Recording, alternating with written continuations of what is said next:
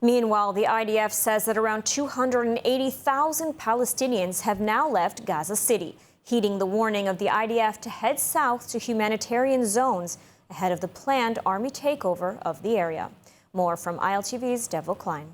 It's day 709 of the war in Gaza. Over the weekend, the IDF continued to pound Hamas positions and bring down high-rise buildings that could otherwise be used by the terrorists to monitor the planned IDF advance to take over Gaza City. Palestinian reports say dozens were killed in airstrikes in Gaza City, Khan Yunis, Rafah, and Deir al-Balah. The strike on high-rise buildings in Gaza City came amid continuing calls for residents to flee south to new humanitarian zones. New IDF assessments indicate that some 280,000 out of the 1 million Palestinians who are in Gaza City have evacuated toward the Mawasi area in the south. There were about 1 million residents before the start of the evacuation to the south of Gaza City.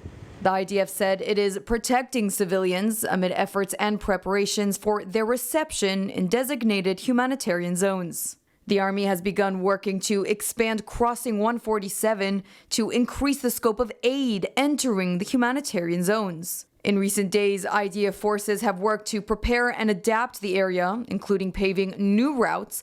Upon completion of the work, the crossing's capacity to receive trucks will increase to 150 trucks per day. That's 3 times the current capacity, thereby enabling an increased influx of aid.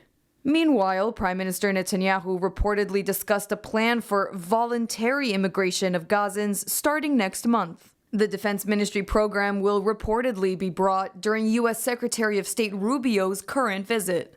Reports suggest that several African nations are already in talks on taking Gazans in. The plan for the voluntary immigration of Palestinians from the Gaza Strip would allow those choosing to leave to do so by air and by sea starting next month. Channel 12 reported that Israel was holding such talks with South Sudan, Libya, Uganda, and Somalia. Netanyahu has in recent months publicly embraced the goal of an exodus from Gaza.